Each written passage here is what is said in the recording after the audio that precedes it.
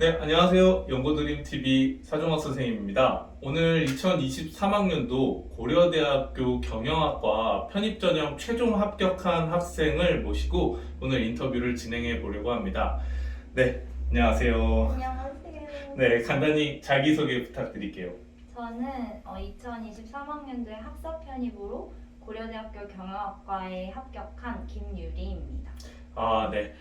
오늘 올해 정말 합격한 거 정말 축하합니다. 네. 네. 우리 둘이 사실 되게 마음을 많이 졸였었잖아요. 맞아요. 근데 어쨌든 결국에는 합격해서 음. 전 정말 진짜 합격한 날 마음이 정말 아, 막 두근두근두근 했는데 진짜 합격했다는 얘기 듣자마자 와 정말 다행이다. 맞아요. 합격한 소감이 어때요?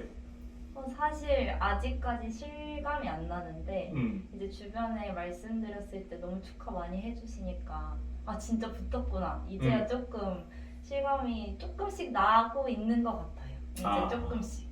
네. 다시 한번 정말 축하합니다. 네. 이 영상을 사실 보고 계시는 이제 편중생 분들이 이제 가장 궁금해할 질문인데요. 바로 다이렉트하게 넘어가겠습니다.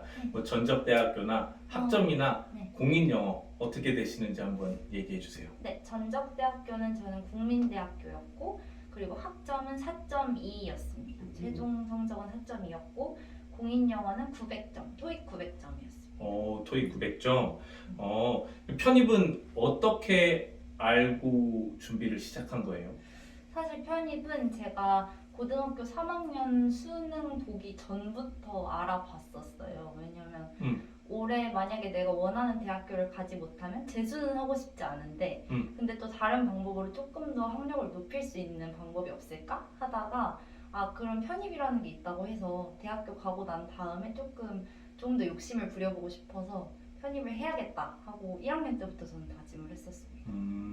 그럼 뭐 편입을 준비한 기간이나 뭐 어디에서 준비를 했는지 또 간단히 설명을 해주시면 좋을 것 같아요. 네. 편입은 일단 일반 편입을 하려면 2학년이라는 그 수료 조건이 있어야 되기 때문에 저는 2학년 마치고 원래는 20년도부터 조금씩 준비를 시작하다가 제대로 논술을 정말 마음 잡고 공부를 한 거는 이제 21년도부터였고요. 그래서 22년도에 연세대학교 1차 합격을 했었고 그리고 나서 올해 이제 연세대 1차랑 고려대 최종을 붙은 거였습니다.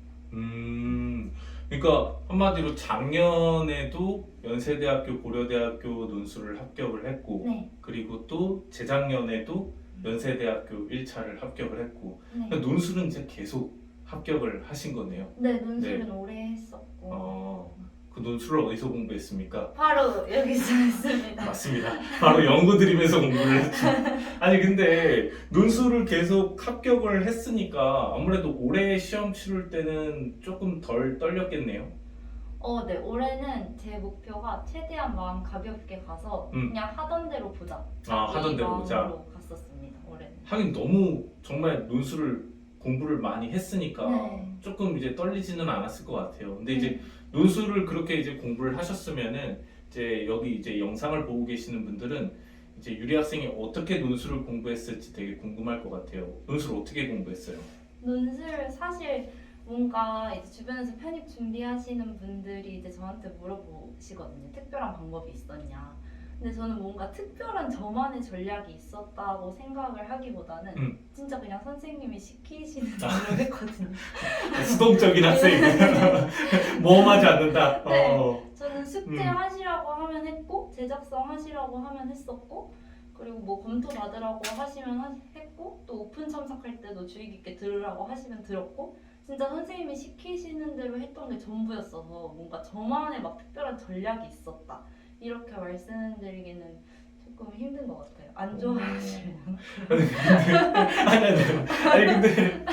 근데 너무 당연한 얘기기는 해요. 왜냐면 이제 학생분들은 되게 자기가 옳다라고 또 강하게 또 확신하시는 학생분들은 특히나 자기 방법을 되게 고수하려고 하시는데 네. 사실 이런 강사나 선생님이 존재하는 이유가 가장 효율적이고 빠르게 어떤 목표에 도착하는 지점을 잘 알려줄 수 있으니까 사실 강사인 거거든요. 근데 뭐 그래서 어떻게 보면 정답이기도 해요. 근데 사실 이제 편입을 이제 재도전하신 거잖아요. 네. 재도전하는 데 있어서 부담감은 없었어요? 재도전 하는데 부담감이 있었어요. 아무래도 어쨌든 제가 휴학을 하건 그러니까 공백기가 있는 거잖아요. 편입을 준비하는 그 기간 동안 나는 취직도 하는 것도 아니고 그렇다고 눈에 보이는 성과가 있었던 것도 아니니까 그 공백기를 견뎌야 된다는 심리적 부담감이 좀 있었던 것 같아요. 그리고 재도전했을 때 합격 여부에 대한 불확실성이 너무 크다 보니까 해도 될까 하는 고민을 저도 많이 했었던 것 같습니다. 근데 계속 했잖아. 네. 이유가 있어요? 이게 약간 조금만 더 하면 그래도 작년보단 잘 쓸 수 있을 것 같은데 그러니까 지난 시험보단 조금 더 잘 쓸 수 있을 것 같은데 이런 생각도 들었고 또 스펙 같은 경우도 대외 활동이나 공모전을 너무 안 했던 때가 길었어서 그거를 조금 더 보완을 하면 서류 전형에서도 분명히 메리트 되는 부분이 있을 텐데 이런 생각이 자꾸 조금만 더 하면 이런 것 때문에 계속 했었던 것 같아요. 근데 사실 강사 입장에서도 궁금한 게 이제 학생들을 가리키다 보면은 논술 실력이 늘고 있는 게 강사 입장에서는 보이거든요. 네. 근데 이제 학생도 느끼는지가 궁금하고 네. 그런 자기가 스스로 논술 실력이 좋아지고 있다라는 생각 때문에 계속 재도전을 하는 건지 이 부분도 사실은 궁금하기는 해요. 네, 저는 느꼈어요. 일단 그 제가 실력이 는다는 게 그 느는 과정이 세세하게 보이지는 않지만 그 선생님은 되게 책이 단계적으로 알려주시잖아요. 논제 분석을 하면 그 이후에 이제 제시문을 분석하고 그 이후에 글을 어떻게 계율을 짤지 알려주고 이렇게 이런 식으로 지도를 하시다 보니까 그 단계가 천천히 이루어졌을 때 어느 순간 나 이거 되게 자연스럽게 된다. 이게 딱 이런 생각이 들면 이거 좀 늘었나 보다. 이때 돼서야 그런 생각이 드는 것 같아요. 하긴 그건 맞아요. 왜냐면 유리 학생 제가 처음 만났을 때는 네. 완성을 못했잖아요. 맞아요. 완성을 못해서 맨날 제가 완성을 해야 된다라고 막 얘기를 했었는데 이제는 사실 완성을 못한다는 사실 자체가 사실 네. 생각조차 할 수 없는 일이 되기는 했잖아요. 네. 그래서 사실 학생분들이 논술이 실력이 보이지 않으니까 되게 답답해 하시는 분들이 많잖아요. 그래서 또 그런 분들 입장에서 또 논술 공부가 이제 실력이 보이지 않는데 그걸 어떻게 견뎠는지 이런 것도 한번 얘기해 주시면 좋을 것 같아요. 저는 그냥 생각을 안 하고 그냥 숙제를 하려고 노력을 했는데요. 생각을 안 하고? 네. 그냥 생각을 안 했는데 응. 그걸 어떻게 견뎠냐고 물어보시면 어떻게 견뎠지? 숙제를 하면 그러니까 이게 막 그때그때 보이는 건 아니어도 계속 반복하다 보면 아까 말씀드린 것처럼 어느 순간 내가 논제 분석이 그래도 조금 선생님이 수업하실 때 그 독해해 주신 내용이랑 일치한다 이러면 그게 선생님은 모르셔도 저도 모르게 성취감을 얻잖아요. 그런 게 좀 맞는 게 빈도수가 늘어날수록 그냥 더 좋아하면서 나 조금 늘었나 보다. 지난번보단 조금 더 잘하나 보다. 이런 생각이 들었던 걸로 그냥 조금씩 더 버텨왔던 것 같아요. 열심히 하다 보면 좀 보이게 되는 것들로 인해서 성취감으로 견딘다? 네. 그 성취감이 되게 사소한데 컸던 것 같아요. 그럼 아까 얘기로 다시 돌아가면 서류도 뭐 이렇게 조금만 더 하면 될 것 같은데 막 이런 얘기 하셨잖아요. 서류 준비는 어떻게 했어요? 서류는 원래 저는 아예 아무것도 없었어요. 사실 공모전 대외 활동 같은 것도 전적대 학과 특성상 막 팀워크를 가지고 뭔가 협동 활동을 하는 게 없었어서 거의 그런 것도 나갈 기회가 없었는데 선생님한테 배우면서 이제 여러 명이랑 같이 공모전도 나가고 대외 활동도 나가서 준비했던 서류가 굉장히 많았고 그 중에서 수상했던 게 이제 자치문건이라던가 그런 것들도 있었고 그리고 주거복지 그런 관련해서 대학생 부위원장 활동을 하거나 아니면 국가지정 마스터 경영전략 활동 같은 거를 수료한다거나 되게 서류를 많이 준비했던 것 같습니다. 서류 준비했던 게 도움이 된 것 같아요? 많은 도움이 됐어요. 물론 저는 이제 거의 행정어를 준비를 했었잖아요. 그렇죠. 네. 그래서 그것 때문에 사실 고려대 경영을 썼었을 때 이게 나한테 이점이 될까 하는 걱정을 했었는데 다행히도 좋게 봐주셨던 것 같습니다. 그렇죠. 어떻게 보면은 뭐 행정학에서도 경영과의 유사점을 배우면서 시작을 하는 것처럼 뭐 사실 경영이랑 행정이랑 뭐 정치외교랑 뭐 엄청나게 구분이 되어 있는 게 아니다 보니까 그런 점에서 또 어떻게 보면 교수님들이 또 좋게 봐주신 것 같아요. 그 고려대학교를 결국 최종 합격했다라는 얘기는 면접을 보셨다라는 거잖아요. 면접 준비는 어떻게 하셨어요?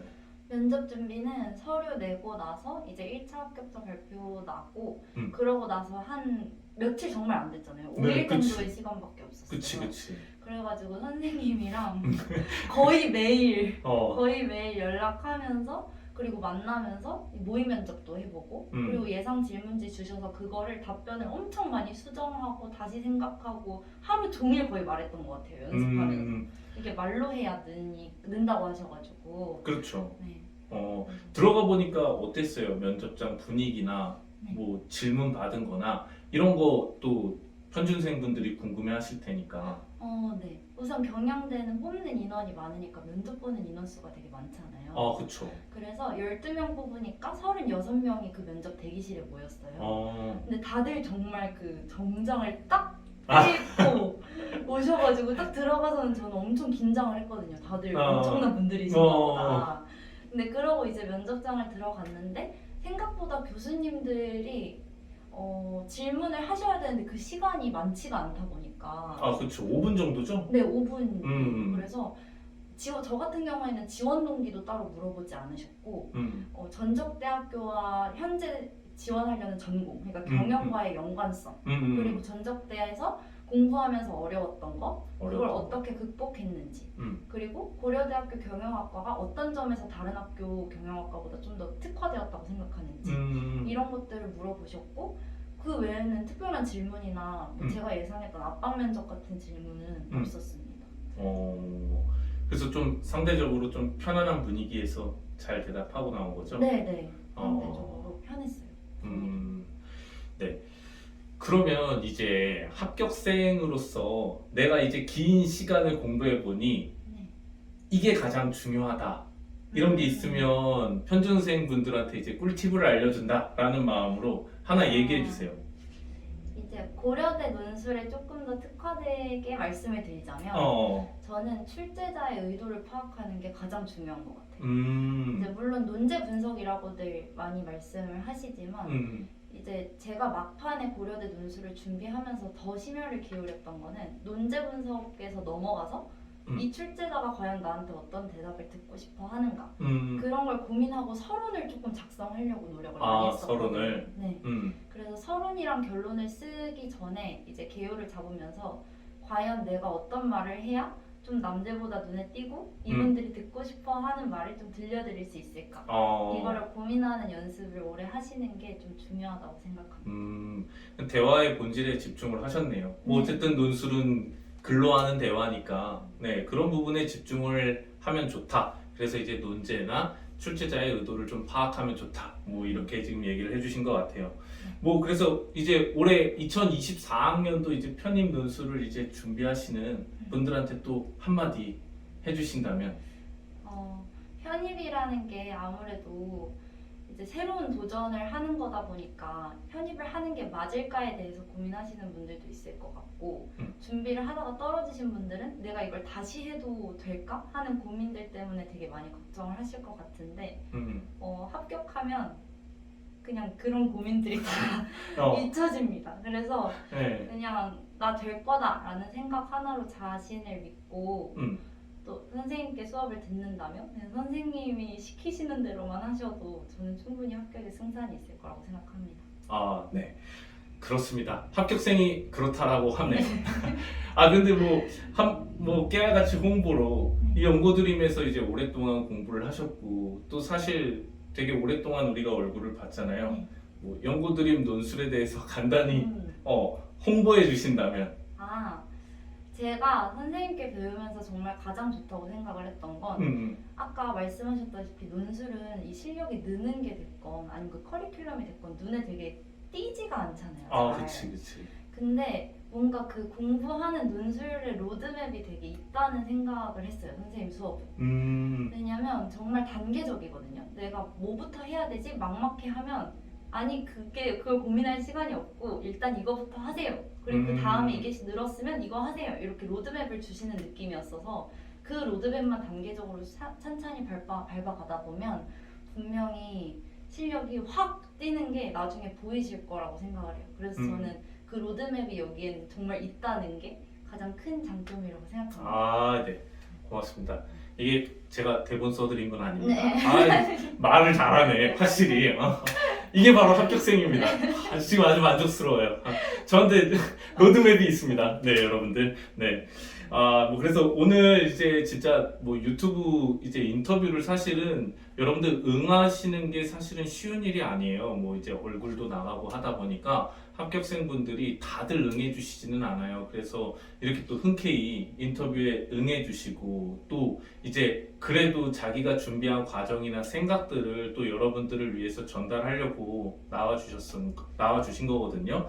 네, 그래서 저도 감사드리고 또 여러분들도 또 감사함을 느끼시면서 또 이 영상을 보시면 좋겠어요. 뭐 그리고 또 여러분들도 이 영상을 보시면서 용기 얻으시고 합격을 하시면 되겠죠. 네, 그래서 또 저랑 같이 이렇게 인터뷰를 찍으면 좋겠죠. 네. 뭐 아무튼 오늘 인터뷰는 뭐 여기까지 하는 걸로 하려고 합니다. 뭐 다들 재밌게 보셨죠? 네.